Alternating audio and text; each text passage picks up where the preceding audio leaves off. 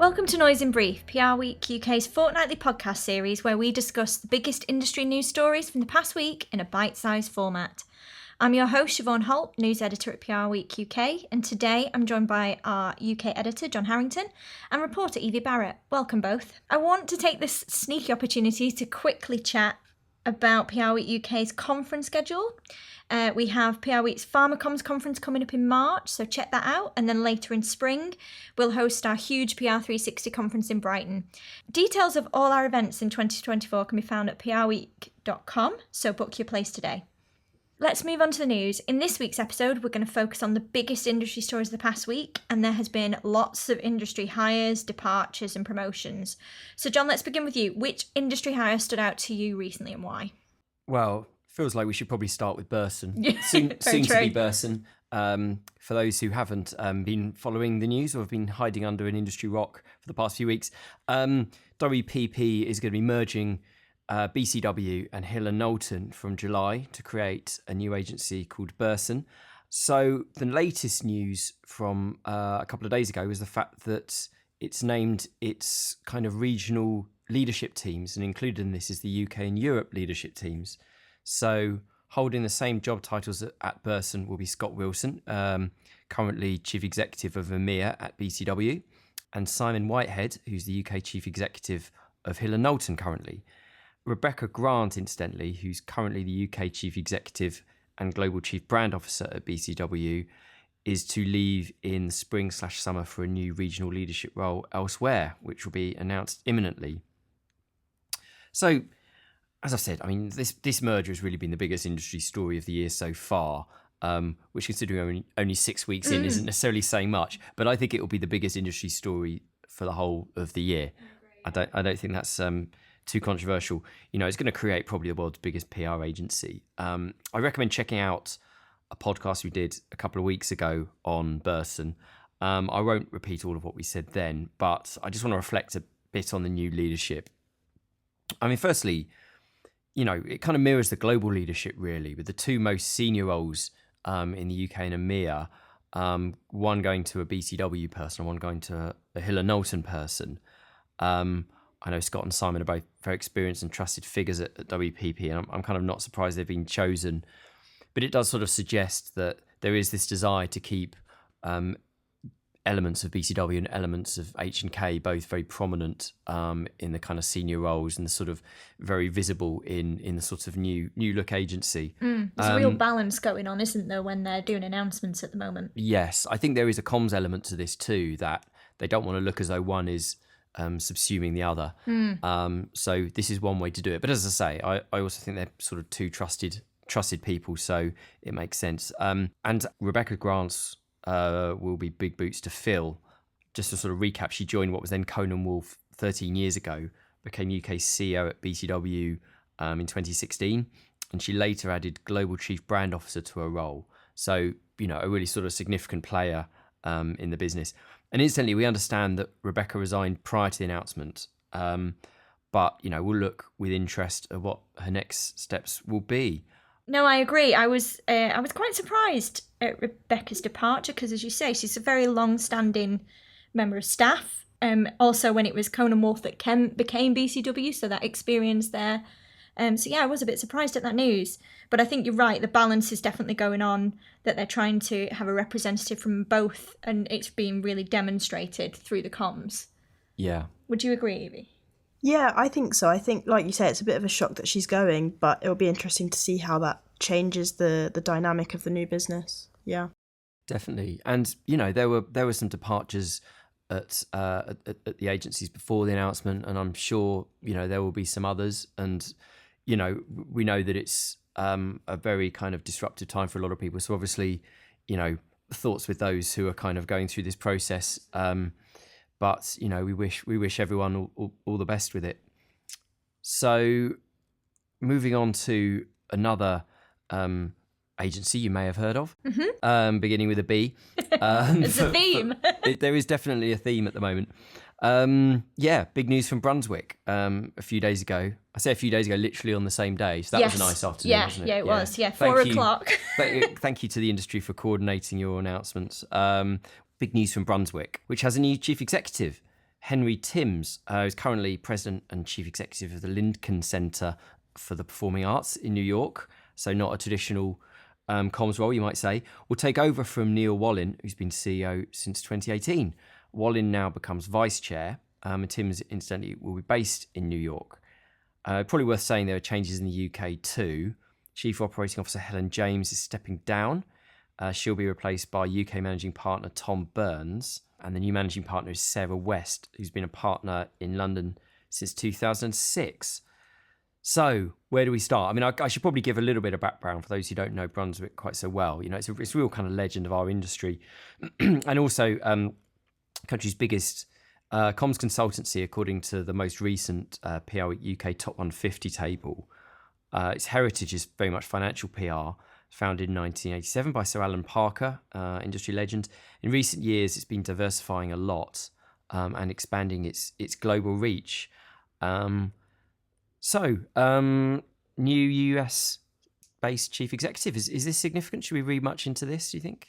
I would say so. I think it's an interesting move that he's based in New York. In an interview with the FT, Timms has said that Brunswick was bound to think about geographic spread, is his terms, and into areas like the Americas and Asia. And he said that's what he'll be thinking about when he takes over later this year. And also in that article, it said that the group now generates more than half its revenues in the US, which I think is fascinating. It's obviously, as you say, expanded from its traditional PR work into areas like investor relations, regulation, ESG, geopolitical advice. So I think it's quite a significant move, this, and a significant hire. Do you agree? Yeah, I think you mentioned geopolitical advice. I imagine US clients are going to need a lot of that this year. So it makes sense that they're kind of focusing a lot on that market and what they can do there. And I think it does influence, obviously, things over here too. Yeah. It's interesting, isn't it, that, you know, we've seen the sort of really big global powerhouses, FGS Global, Teneo, FTI, they're sort of known for having a very big US presence. And maybe there's a sense that Brunswick is still seen as a sort of London financial PR agency, and it is quite a lot more than that, and has been for quite a long time. But I wonder if there is sort of slightly that element of, you know, wanting to show that the boss of the business is where is very much in the heart of the US scene. So there could be something in that as well. I mean, I also think, you know, it's probably worth mentioning.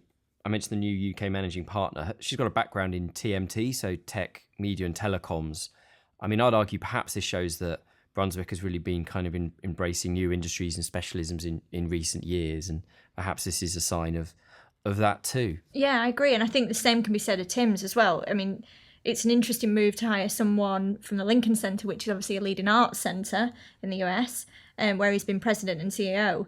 But his background as well, he was an exec director of 92 Street Y, again, non-profit cultural institution. So maybe it's that ESG side of things that they're sort of looking at, that's sort of expanding. Hiring someone with more philanthropic movements in his experience might be an interesting take. He is also a PRWeek Global Award winner, so... Well, there you go. High caliber right there. There you go. So the lesson is enter the PRWeek Global Awards. Absolutely. And you too could become the chief executive of one of the biggest agencies around. So entry's still open, by the way. Absolutely. Thank you for letting me give that plug. I'm sure our bosses will appreciate it. They really will. Evie, were there any other hires or news announcements this week that you thought were interesting? Yeah, so there was a big one this week. The law firm-owned agency Schillings Communications has officially launched, and with it brings a core team of senior hires from top PR agencies. So far, we've seen 3 corporate comms pros and 4 digital comms experts join the team, and they're set to all work together in one integrated operation. And they've appointed some people from big name agencies. I think like Edelman was one, Portland, Teneo. Is there anything that really stands out from maybe their backgrounds in these hires? Yeah, so I think the corporate comms element is sort of to be expected, but the digital side of things seems particularly strong.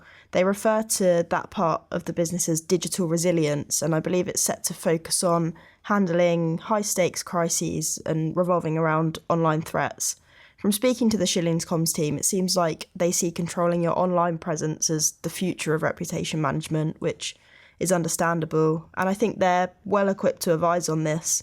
One of their new hires that stood out to me was Olivia Murray, who joins from being a social media specialist at BP, where she focused on crisis and community management, among other things, which I'm sure was a very busy role.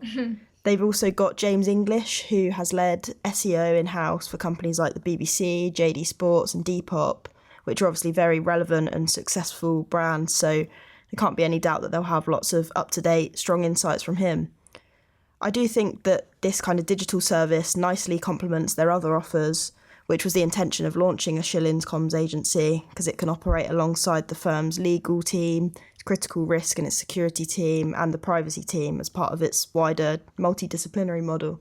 Absolutely. Do you think, though, with this move, is Schillings, could it be a real threat maybe to big advisory firms like Brunswick that we've been talking about? What do you both think?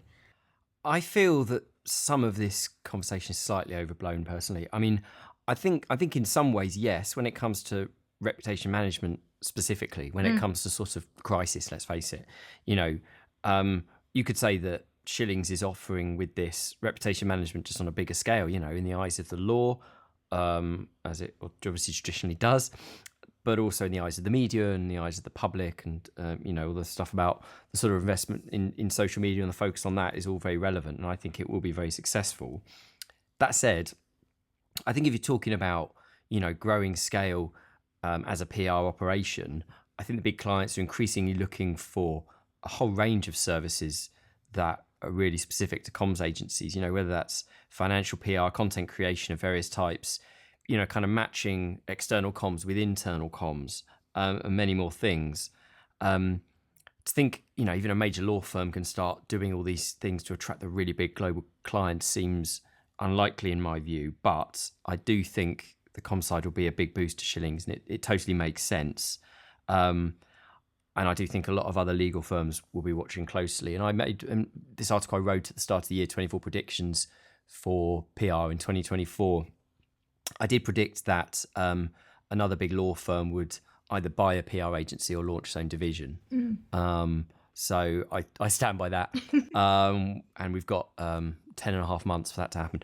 So we'll see. But yeah, so in summary, I guess, good move for Schillings. It's really interesting to watch how this is going to develop. But the idea that Brunswick, etc., is quaking their boots, I don't think so. But as I say, watch with interest. Absolutely. And I think we've definitely seen that on the shoe on the other foot, in the sense of PR agencies that maybe were more traditional, moving into different elements, broadcast, there's other elements to it. So we've definitely seen the reverse of that. And as you say, they're not then becoming something else. They're still sticking with PR. So I think you're right there, that I don't think it's going to be taken over and that they're going to be challenging, like you say, the Brunswicks of this world. No, I mean, these are huge beasts, really, aren't they? Yeah. With all sorts of specialisms in a lot of different areas, and sort of knowledge of lots of different sectors and so on.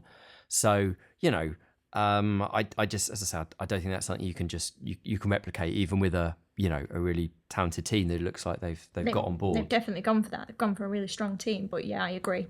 Yeah. Okay. As we record this podcast, the world is still enjoying the marketing extravaganza that was the Super Bowl. The American football game was watched by an average of 123.4 million people in the US, making it the most watched broadcast since the moon landing back in 1969, which is phenomenal. Congratulations must go to the Kansas City Chiefs for beating the San Francisco 49ers, which I know nothing about, by the way. And also to pop star and PR dream Taylor Swift, which I definitely know about. She became the focal point during the NFL's most important night of the year, and scoring global coverage as she shared a kiss with her boyfriend, footballer Travis Kelce. Now, I think American football can be a bit Marmite for people over on this side of the pond. You either love it or you hate it, or you're not interested in it. But from a marketing perspective, it's a golden opportunity for PR and comms. Which Super Bowl campaign caught your attention, Evie, and why? I'm going to go for one that a lot of people have praised, but I thought Michael Cera pretending that he was the mastermind behind the skincare brand CeraVe was an idea that seemed to work really well. The PR element to it, which I thought was quite smart, was that in the weeks prior to the Super Bowl, he was papped carrying bags full of CeraVe products, which people on the internet seem to find quite funny, even without any kind of explanation. It strikes me that the Super Bowl's gained a lot more momentum in recent years, and it's reached a point where it's quite meta. So all the best campaigns, in my view, are essentially the ones that are just parodies and making fun of the ad world, really. There's also the whole debate around purpose. I do think purposeful campaigns can obviously be entertaining too, but to me it doesn't feel like the ad break of an American football game is necessarily the ideal place to share a heartfelt message. How about you? What stood out to you, Siobhan? I think for me, I really want to recognise Ogilvy. I think they did some brilliant campaign work throughout the Super Bowl. They did a few. So there was, as you say, the CeraVe one, there was a Dove one. But for me, my personal favourite was the advert for US communications giant Verizon. So the advert starred none other than Queen Bee herself, Beyonce, alongside Veep star Tony Hale. And in it, Beyonce attempts to sort of overload Verizon's capacity and try and break the internet. So she dresses as, inspired by Barbie, she dresses as Barbie, tries to run for president. She unveils in an Apple-style a Beyonce AI robot. She tries to perform in space. Each one slowly gets more absurd and hilarious as it goes along. But then at the end of the advert, she just turns to the camera and says, "Okay, they're ready, drop the new music." And immediately they released 2 brand new songs from a new album. So there was Texas Hold'em and 16 Carriages, which I just thought was phenomenal. It was such a clever way of combining a PR stunt and a campaign. Did you agree? What I especially enjoyed about that campaign was how it wasn't just a quick one-line cameo from Beyonce. They made the most of having her involved, making like pop culture references and really appealing to her fan base. I mean, the decision to tie in a new music release obviously helped Verizon out a lot. And then in a similar vein, the promotion for the Wicked musical, I thought, worked in a similar style. So what they did with that was, it was a combination of a PR stunt and the new trailer for the film. So for those that may not know, Wicked, successful Broadway show, but it's actually been turned into a movie musical. And the first full trailer for the film was released during the Super Bowl adverts, and it starred singers Cynthia Erivo and Ariana Grande. But part of the stunt was the pair of them, the 2 co-stars, sporting matching sequin Louis Vuitton mini dresses in the style of football jerseys. So one was green for Elphaba, the other one was pink for Glinda, which are the 2 characters from the musical. And then names were on the back in a jersey style. Loads of pictures were taken of this stunt and were shared. And it's a really clever way of building up hype, I think, around the film, which is going to be released in 2 parts anyway, so they'll need all this hype. But it was a great first instalment that we'll be seeing later. The film will be launched later this year, but I thought it was a really clever way of combining a stunt with a campaign, and it just really drew focus to the film. I think it's a funny one because you wouldn't traditionally think that American football fans would be the kind of people who would be interested in a trailer for a movie musical. Yeah. But I think with the whole Taylor Swift effect and, like you say, so many people watching the match this year, they kind of managed to reach their target audience, I'm sure. Yeah, it definitely felt much broader on some of the campaigns this year. What did you think, John? Were there any that you enjoyed? But I do think that the Taylor Swift effect has had an impact on the nature of the marketing, because I think people seem to be kind of reacting to the fact that there are different eyeballs on the Super Bowl. I mean, I think, as far as I can tell, the Super Bowl is a very generalist thing. You know, it's not like it's just for diehard sports fans, because 120-something million people in America is phenomenal. But it really feels like it's become a more mainstream movement, and maybe a sort of a kind of an event that, whereas previously maybe it was slightly more geared towards men, maybe now it's more 50-50, or even maybe slightly more towards women. Who knows? If you look at who's been targeted and in what ways. So I think that's interesting. I wrote a piece on this, just looking at some of the campaigns from the perspective of purpose, because I think that's really, you know, the Super Bowl campaign is often seen as a kind of bellwether of marketing trends, kind of a bit like Christmas is in the UK, but obviously very different types of events, goes without saying. But I think what we saw, I mean, if we look back, if we take things back to last year and the post sort of Bud Light, Dylan Mulvaney controversy that I'm sure we all know about by now, there was this real sense of kind of organisations being spooked and scared to do any marketing that sort of seemed to link to a progressive cause because they feared backlash in the sort of culture war era. I picked out 4 campaigns that had a link to purpose, but all of the purpose elements were sort of intrinsically linked to what those organisations did. It wasn't a kind of abstract, we're a company selling X, but let's save the whales today. Let's go for, let's sort of promote female empowerment tomorrow kind of thing. An example of that didn't really seem like a purpose campaign was one for Hellmann's Mayonnaise, starring a cat that was able to speak. But anyway, in a way, the sort of the kind of creative element doesn't matter so much. But what it was focused on was reducing food waste. So it was a kind of purpose that linked intrinsically to what the product is. Yeah. And then there are a few others, like there was a Dove campaign, as you'd expect, that was very much about female empowerment, as they've been doing for many years. And the NFL themselves kind of brought out a campaign that was sort of promoting the idea that, football is about opportunities and it's for everyone. American football, I should say. So I thought this was really interesting. And it was kind of a coincidence. We're recording this from Twickenham, Haymarket's headquarters. We haven't just randomly gone to Twickenham to record a podcast. Not gone for a day out. No, that would be a strange thing to do a couple of days after a big rugby game. But yes, this is where our office is based.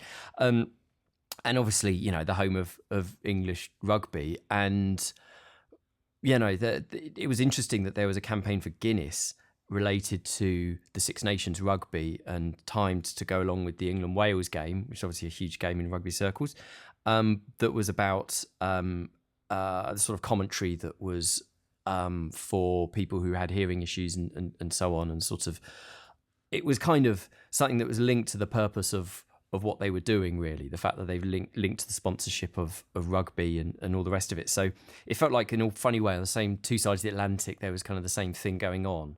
And I kind of argue that this is like a maturity of purpose. And I think if people often say, don't they, is purpose dead? Is purpose marketing something for the future? People just spooked. I don't think that's the case, but I think the sort of, I think it's just becoming more mature and it's kind of being more linked to, what the organisations actually do. So that was kind of my take on those campaigns. Okay, that's all the time we have for this episode. Noise in Brief goes live every 2 weeks, but look out for a longer interview-based podcast called Beyond the Noise, which comes out next week. Thank you to John and Evie for their insights. Do check out PRWeek.com for all the latest news and all our great events too that are coming up in 2024. I'm going to plug 2 fantastic award schemes while I've got you. 30 Under 30, our annual search for the young stars of UK PR, and the PR Week Global Awards, as we've mentioned, which recognises the best campaigns, agencies, in-house teams and individuals in comms from across the globe. So enter both of those now. And if you've enjoyed today's episode, then we'd love it if you could leave a review, please, wherever you access this podcast. That's all for today. Thank you for listening. See you next time.